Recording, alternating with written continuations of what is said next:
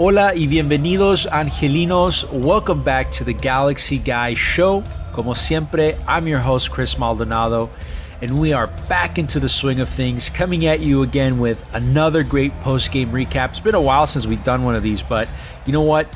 Given the magnitude of this game on Saturday, the LA Galaxy versus newcomers Charlotte FC, it was a big game. It really was. There was a lot of hype, a lot of expectation. So, we have just witnessed a very, very historic event this past Saturday in North Carolina. Fortunately, the LA Galaxy will forever be a part of that history now. It's a moment in which we're going to be remembered for being part of forever. So we're going to be talking about that tonight. Strap in, folks, because we're also going to be talking some reality into some of these transfer rumors that a lot of you have been hearing about these last couple of days. Without the clickbait, no smoke, no fluff. We're going to be giving you guys some facts and some realistic expectations on those. So stay tuned for that. Plus, as usual, you will get our honest and unbiased takes on everything we saw from the LA Galaxy this past Saturday in Charlotte. We'll break down the stats like we usually do, provide our analysis, as well as talk about the good, the bad, and the ugly. You guys know, the listeners already know how that goes. So you guys know damn well my co-hosts need no intros, but for those of you who don't know them yet, we have the always level-headed Mr. Matt Granger. Matt, how are you tonight, dude? Doing good. My head is very level. That's good to know, man. Awesome having you on, dude, as always. And of course, you guys know him, Mr. Casey Cagle. How's it going, Casey? It's been a while. He was on vacation, had an extended leave from the show, but now he's back because honestly, we ran out of funds to keep paying his vacation. So how are you, man? I'm good, man. It's good to be back. So it's good to be back in full swing of the season, 2 games in, and my off-season blues are gone away. That's good, man. Always a pleasure having you on. There's some soccer IQ in there that you can't replace, so that's good. Good game on Saturday, guys. I don't know, where did you guys have the pleasure of viewing this game? I was with my wife and my in-laws this weekend, so it was good. I feel bad for the neighbors. I know they constantly complain about us screaming during the World Cup. So just another weekend, another complaint, I guess. Just another weekend, another complaint. That's how it goes, man. Where'd you catch the game, Casey? Same here. Just watched it at home with a friend of mine and my son. Didn't get a chance to join the Discord this time, but I'll be back on there soon. So looking forward to watching the streams again with you guys and all the banter that goes on in there. Absolutely. And that's for those of you that don't know, these games are streamed if you happen to not have cable, if you don't have the network that it's being shown on, if you can't make it to the stadium, these games are streamed. Every single Galaxy game is streamed on the Galaxy Family Discord. We usually put the link down below. Sometimes I forget. I have so much going on. But if you guys want that link, just reach out to me and you'll get it. So always a great place to watch the games, great ambience. We're always usually active there, talking, chatting during the games, funny stuff, a lot of good stuff, fun ambience. So feel free to join us there if you want to watch the games. Personally, guys, I had the pleasure of catching the game at honestly my favorite viewing party location, and that's Springbok Bar and Grill over in Van Nuys. It's always such a great time watching the game there, and I hope to be able to watch the game there with you guys eventually at some point. Matt and Casey, dude, you guys have to come out and join me out there, man. Always seems like a pretty solid crowd at the Springbok. I always see a lot of supporters groups making it out there for viewing parties, so it seems like a pretty hopping place. I want to get out there one of these days. Yep, it's a stronghold. Open doors, man. It's slowly but surely becoming the official Galaxy Guy viewing party location, man, because listen, the owners there really cater to the Galaxy fans. They have like jersey raffles. It's free entry, by the way. You get a free raffle ticket just for being there, just for being a Galaxy fan. And just like that, you're immediately entered to win yourself a Galaxy jersey, just like that. The drinks are cheap if you're into that. And there's pretty damn good food. I'm into that. I can't say no to the food. Plus, as always, the Galaxy supporters, guys, come on. You know how it is. The Galaxy supporters always show up. They're always ready to cheer, chant for the team. It honestly does feel, it has that feeling of one of those old school, like traditional Hispanic carne asada gatherings. The kind that you have in your backyard during the summer with your family and everyone's just eating and having fun. It's one of those. It's a great time. I highly recommend it to anyone who wants to join us out there. Join any viewing party whatsoever, right? But I'm advocating for the one that I know. Shout out to the guys out there in the 818. Fun time. But that was that. That's where I watched the game. Hopefully everyone out there watched the game as well, because it was a good one. The scoreline was 1-0, but it was a good one. Now, before we kick off the show, I know I made this announcement over social media last week, but I will have to say it again because I am extremely thankful to the viewers. Any of you out there who didn't get a chance to see it on social media, just very thrilled to announce that the Galaxy Guy Show is officially partnered with YouTube now. We're YouTube partners, which is crazy, blows my mind. It's official. And it's very, very exciting. I'm very, very excited to finally be able to make like $3 per video. Not really in it for the money, but it's really mostly a kind of like a little badge that says, hey, you guys did all right. And it's very it's mind blowing. It's humbling, a bit of an honor, to be one of only 2 independent Galaxy shows to become YouTube partners. And hey, we did it in just a little over a year. So I feel proud about that. Matt and Casey could not have done it without you guys. You guys have been a big part of it. So thank you guys for that as well. And thank you to every single one of you guys out there who have watched the show, even if you watched it once and you gave us 1 view.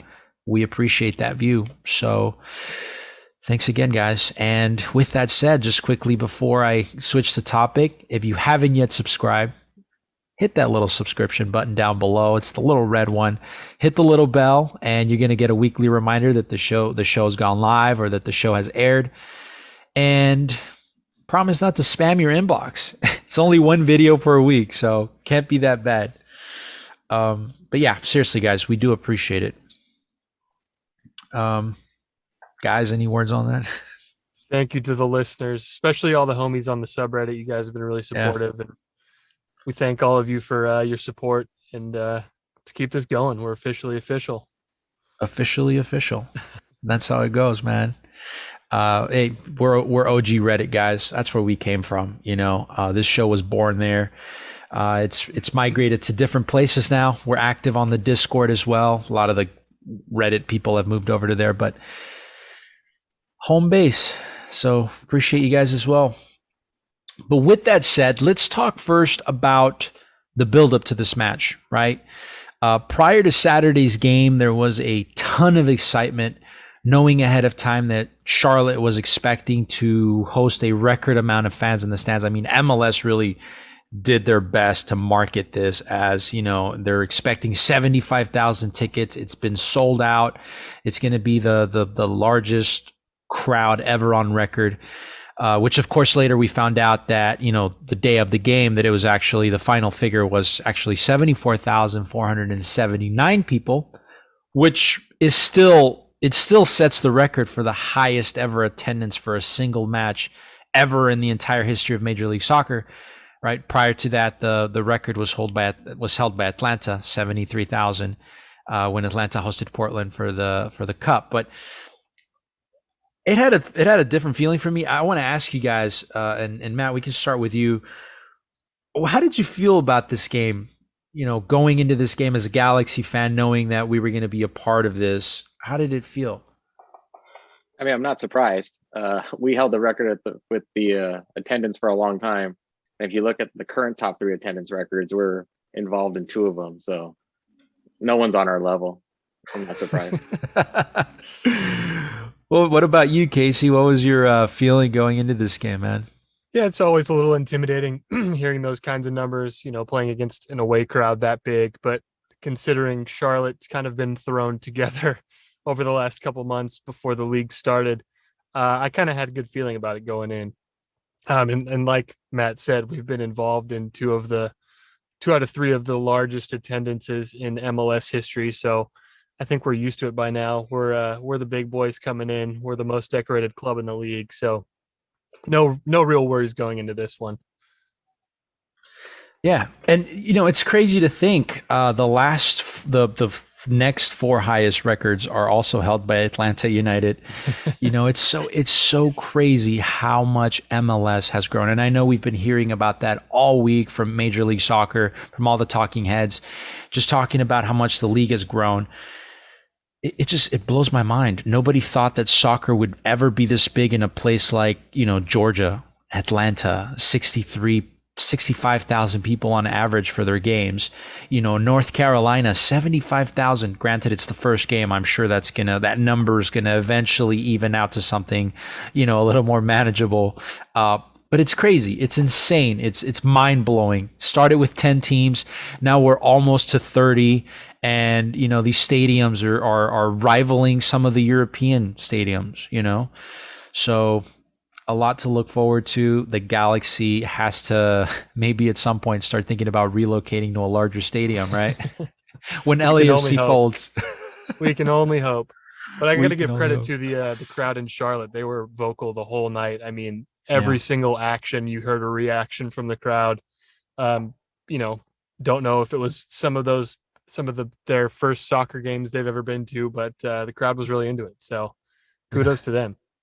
Absolutely, man. Absolutely. But let's get into it. We're trying to condense the shows a little bit because we've had positive feedback from that. So we'll get right into the meat of the sandwich. Without further ado, let's talk about it. Matt and Casey, what do you say we talk about that match on Saturday? Shall we do it? Let's do it. Get it. Let's do it. Right. So usually we start off with the good, the bad, and the ugly. We're going to get to that. But first, we don't want to keep you guys waiting. We want to do the transfer rumors right now at the start of the show because we have some really good stats. We have some really good facts. Matt kind of did a little bit of a deep dive here on this. He put it together, put some numbers together. He's giving us a very, very realistic outlook on those transfer rumors that all of you have been hearing about. So take it away, Matt. Okay, so two rumors that have kind of come up over the last week or so, or two big names most people will know. The first one is Sergio Ramos. So I'll just go to that one quick. So he's going to be 36 years old on March 30th. According to L'Equipe, I guess is the name of the French publication, in November 2021, they said that his salary was 6 million euros, which translates to about $6.5 million US dollars. This season, he's only had 5 appearances, mostly due to his recurring calf injury, and his contract ends in June 2023. And on top of that, PSG is very, very, very thin at center back, almost comically thin. To make this deal work, it's a bit of a long shot.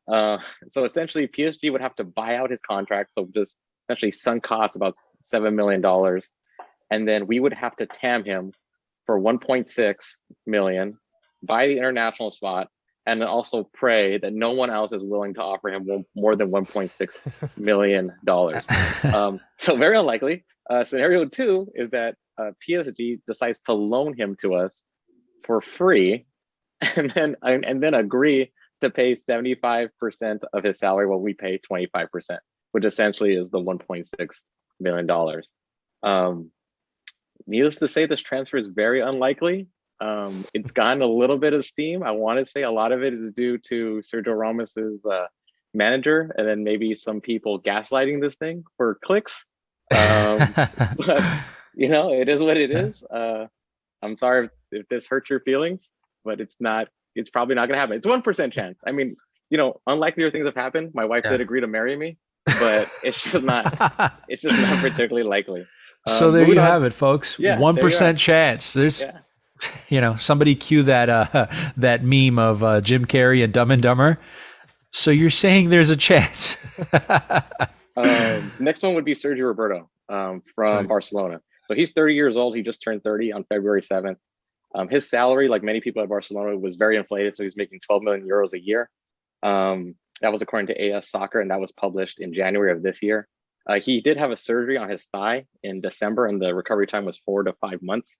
So he, in theory, in summer, he would be ready to go at least in the middle of his rehab. Different scenario than Sergio Ramos, though. His contract ends in June 2022. So likely no transfer fee. So the real issue there is going to be market value. To give people an idea of the market value for really high-end midfielders, Frank Kessie, who plays for AC Milan, is arguably one of the brightest young midfielders in the world, is getting bid right now between $6 to $6.5 million between Barcelona and AC Milan to see who's going to get to keep him. Given that that's where he's likely going to land this year, my estimate for Sergio Roberto is anywhere between 2 to 4 million in terms of market value. So not as high as other people are maybe paying him. You have to take into account that he's coming off a major surgery, that going back to the beginning of the season in 2021, he's had a recurring muscle issues. If you are a European team, that would be something you might have to watch out for. To make this deal work, we're essentially going to have to offer him a 3+1, and the longevity of the contract is going to have to make up for the difference in value, because most likely anyone's going to offer him about a 2-year contract. This transfer is tough, but it's not impossible. Definitely more likely than Sergio Ramos. So that's pretty much the transfer roundup. If I hurt your feelings, if I dashed your dreams, if I crush your podcast clicks, I would like to apologize to absolutely no one. And that's the end of that. Matt, onto the game. Matt takes no hostages. Well, there you guys have it. Very insightful stuff. Sergio Ramos, man, I don't see that happening. You're totally right on that. But we'll keep you guys updated. Stranger things have happened, like Matt said. But okay, so now that we've got that out of the way, transfer rumors, let's get into Saturday's game, Los Angeles Galaxy versus MLS newcomers Charlotte FC in Charlotte. We'll start naturally with all of the good stuff that we saw out there, right? I'll start it off here. Some of the good that I saw out there for the LA Galaxy, of course, the obvious one is the 3 points on the road. 3 points on the road, guys. That's good. And given the magnitude of the game, right, it wasn't going to be an easy game. We all saw those first 30, 35 minutes. It was a very choppy game. It hadn't settled. Both teams were just on edge. You know, they really weren't playing soccer for the first 35 minutes. You know, it was just so choppy. But 3 points on the road. The one thing that I really want to focus on is Efrain Alvarez. Here's the thing, right? Efrain Alvarez showed up big in a big moment. Keep in mind that this is a 19-year-old kid, still legally a child. And yet, during those 25 minutes that he played as a substitute in that second half, he was dynamic and he injected juice, he injected life into that offense. That offense was going nowhere really at that point. He came on, he was undaunted by the weight, the magnitude of this game. Listen, not a lot of 19-year-olds will hold up and stay cool or collected enough to play well enough in front of such a massive crowd. You know, the implications of this game, home opener for a new franchise, the crowd of opposing fans just on top of you, 75,000 people. So to me, that was definitely a very, very high point for like a lot of points for Efrain to be able to maintain himself cool enough. That shot was just world class from such a young kid in such a big game. So big plus to him. Simple. Those are my goods, my primary goods. Casey will ask you the same question. What were the good things you saw out there from the LA Galaxy on Saturday? I think it's, getting another clean sheet. I know it's a 1-0 victory. You're playing on the road against a crowd of 74,000 people. And like you said, Charlotte came out with a lot of intensity in the first, 15, 20 minutes of the match, kind of lost control of a lot of the game there. It was a little bit hard to match, some of that intensity But I think we did a pretty good job in the back line, very cool and composed. Nick Dupuis had kind of an average night, 76.5% passing accuracy, a lot of good balls coming out of the back from him and Sega Coulibaly, who also had an 88.2% passing accuracy.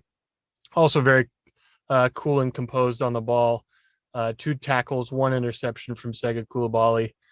Julian Araujo had a great game yesterday as well. 89.2% passing accuracy, 4 tackles, 4 interceptions. He looked as solid as ever.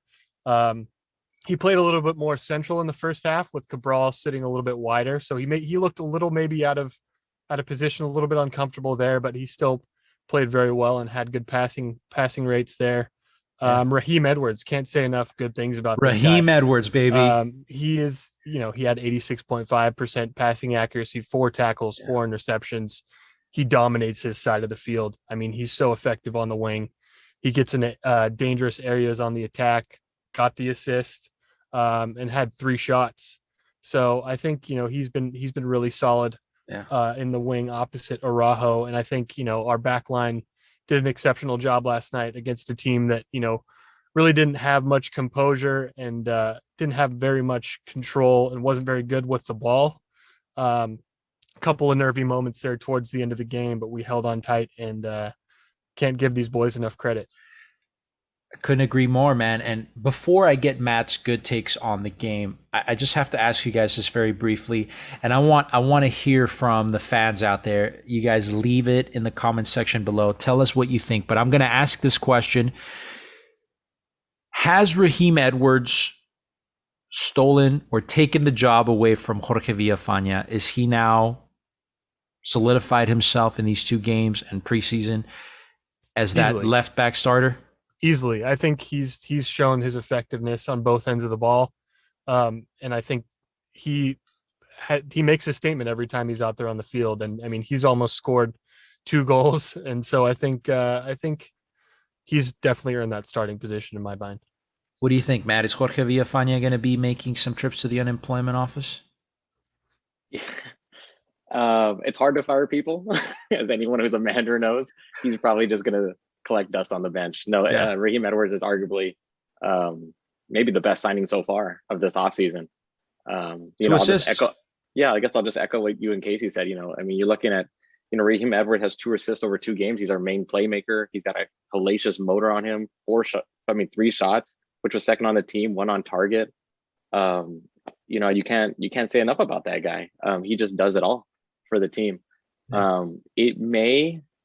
It's a little bit maybe spell early trouble that like our main playmakers are again our outside backs. So maybe something to think about going forward. But I can't speak enough about how good Raheem Edwards. And then same thing on Efra. This is 2 good games in a row now for him. In the first game, he played really well, pinged a couple good passes, set up, Ravalosan for what should have been an easy goal, but he missed.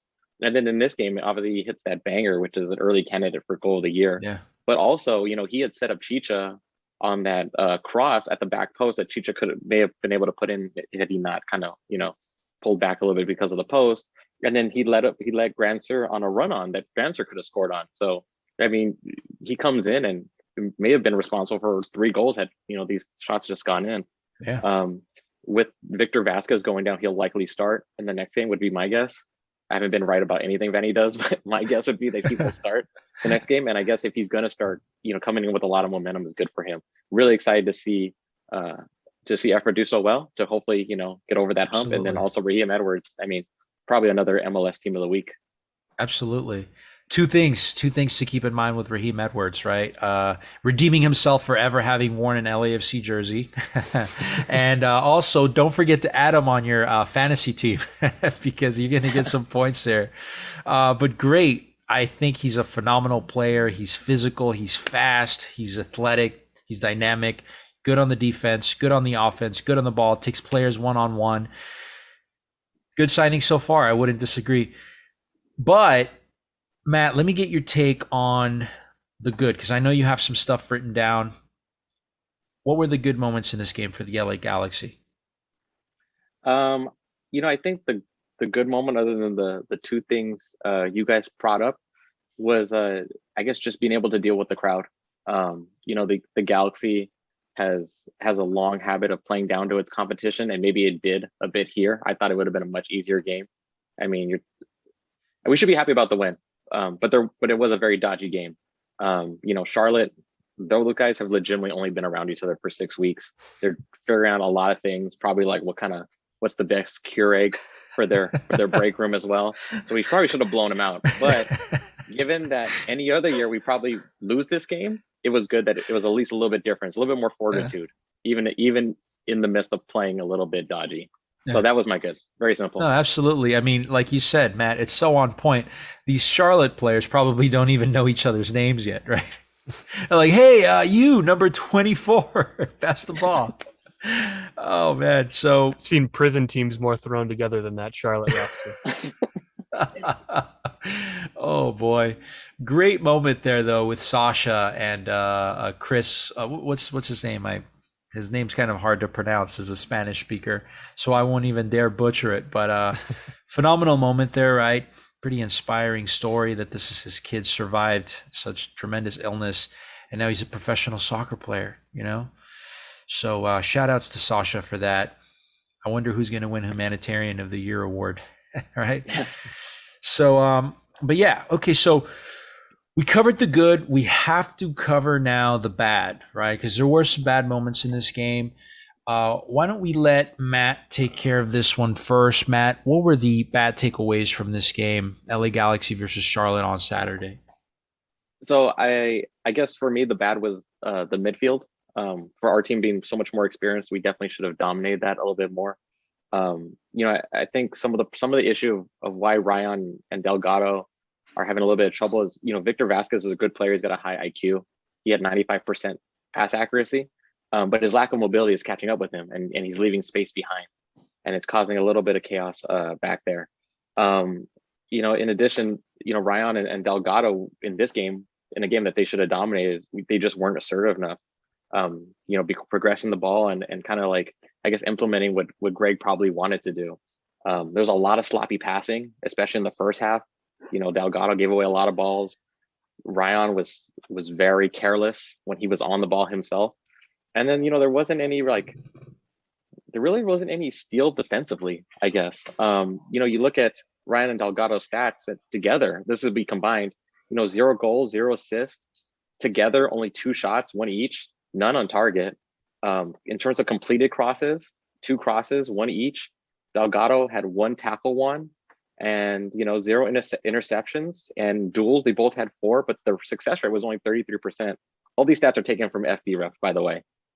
So very lackluster, not good at all. And it's not like this is like catastrophic per se, but it's just not a standard you want to set going forward. And it's just one of those things like last year, right? You don't want to let small issues become big issues. It's something we need to improve on quicker than we're doing now. We got exposed there in the midfield several times. And I mean, like we were just saying, Charlotte FC is not the most composed team that doesn't really have a lot of chemistry. So we're going to see some competent teams in this league expose the LA Galaxy in the midfield, and it's going to be way more obvious then. So I agree. Casey, I'll ask you next, brother. What were your bad takeaways from this game for the LA Galaxy? Well, I think Matt alluded to it earlier in his good points is, we kind of played down to their level. Unfortunately, it was a very chippy game, brought out some edginess in, I think, Koulibaly, who was in danger, I think, of getting a second yellow card. He's very strong and very physical tackler, so he could have put himself in a lot of trouble there. Also, Araujo seems to have a little bit of an edge this season. We saw him take down a New York City FC player in the box last week that didn't really get called. And there was that issue with the throw-in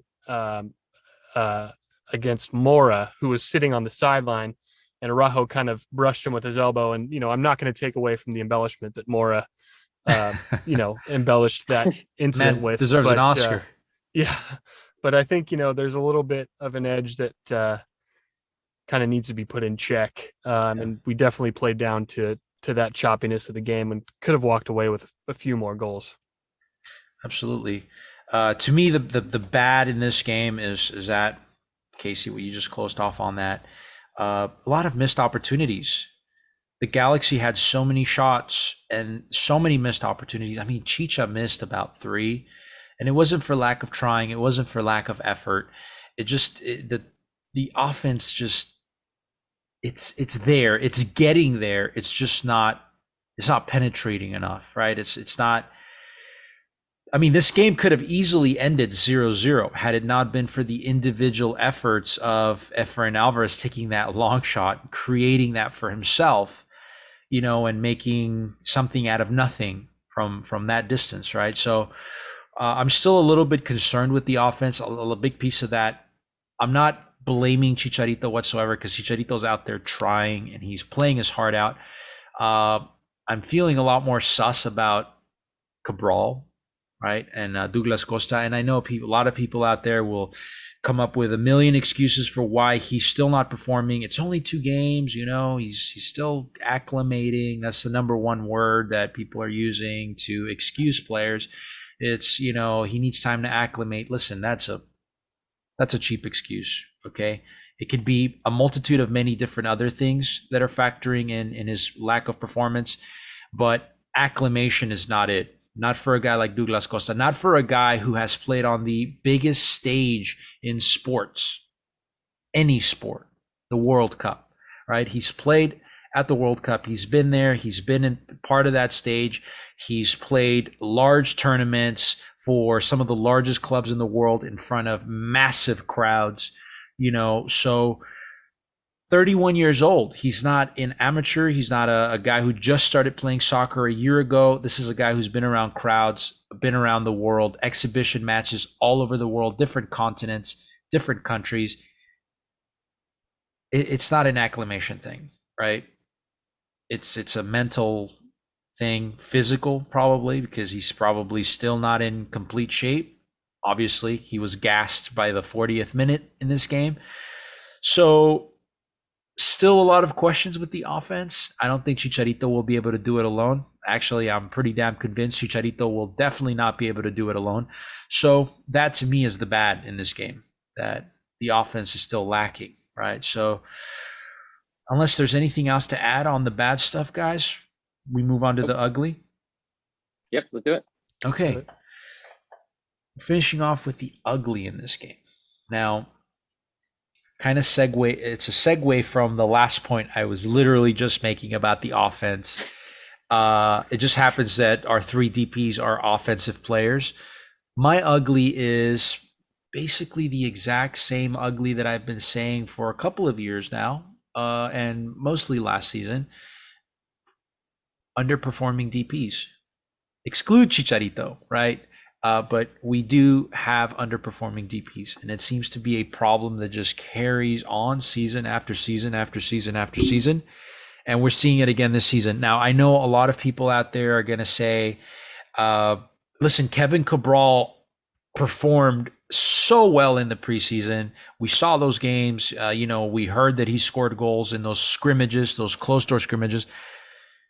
Listen, I know a lot of us got really excited during that preseason. Cabral did impress during those games, but for the most part, he can't seem to do it when it matters, which is during live games, official games, in front of large crowds.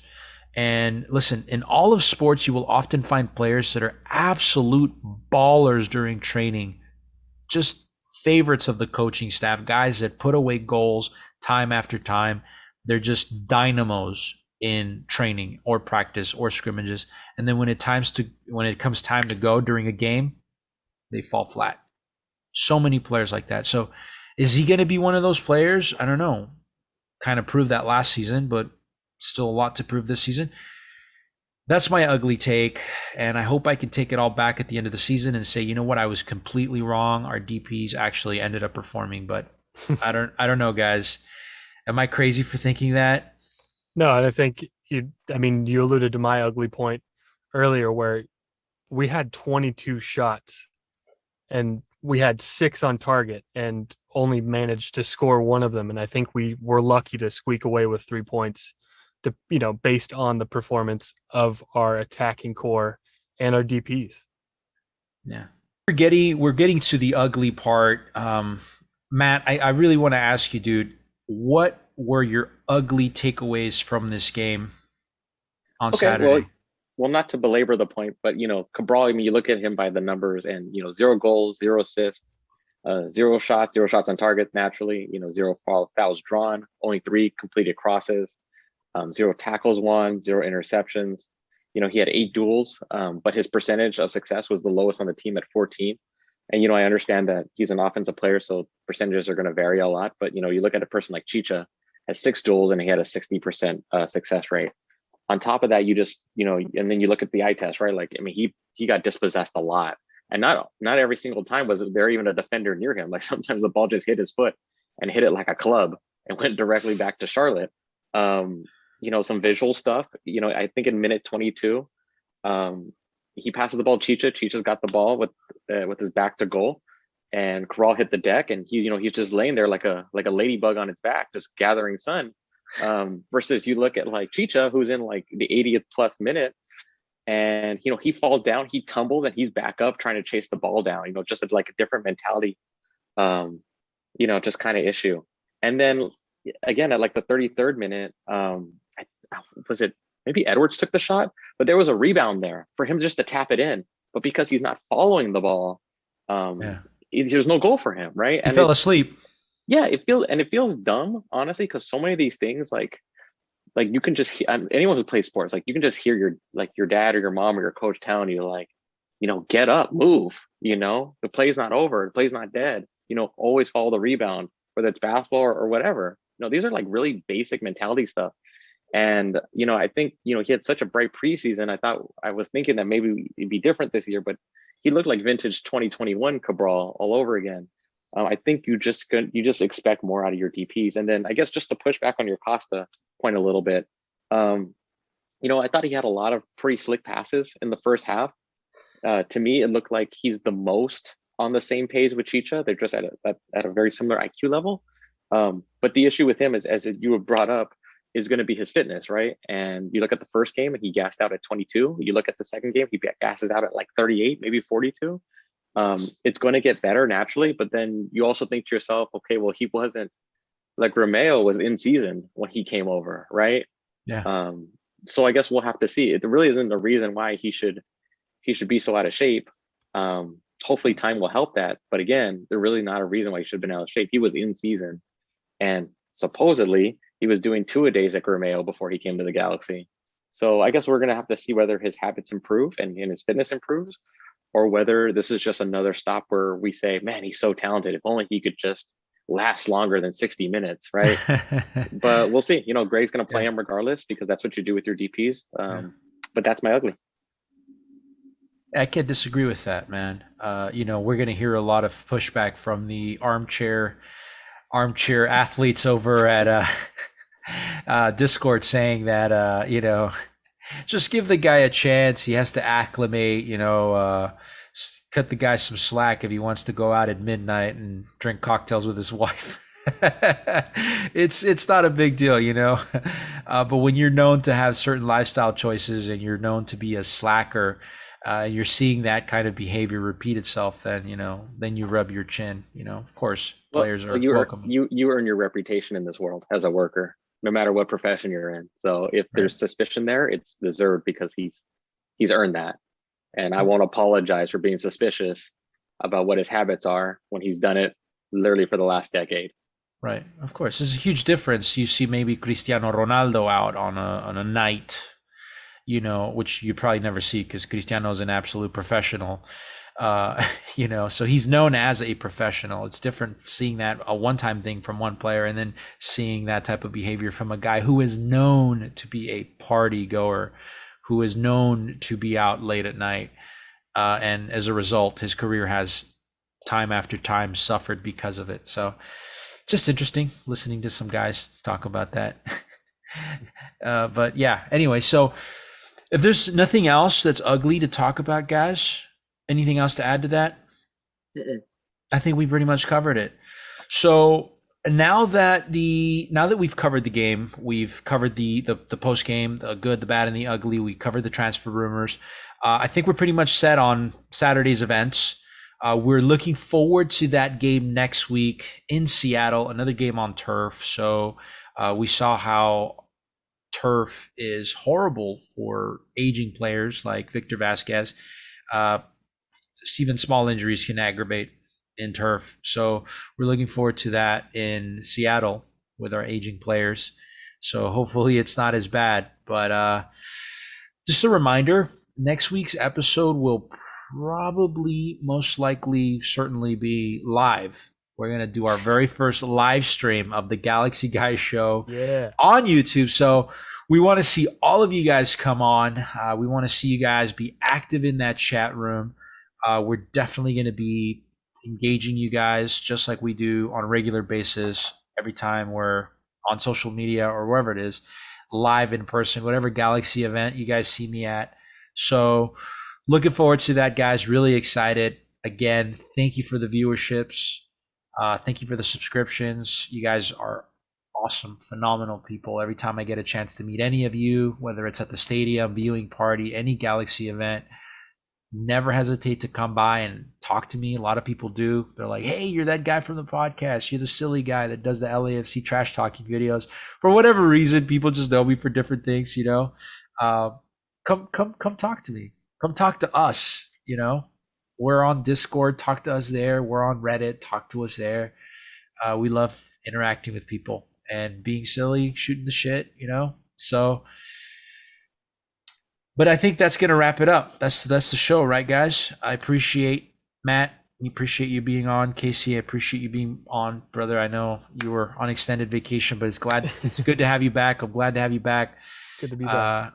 You guys have yourselves a good rest of your week.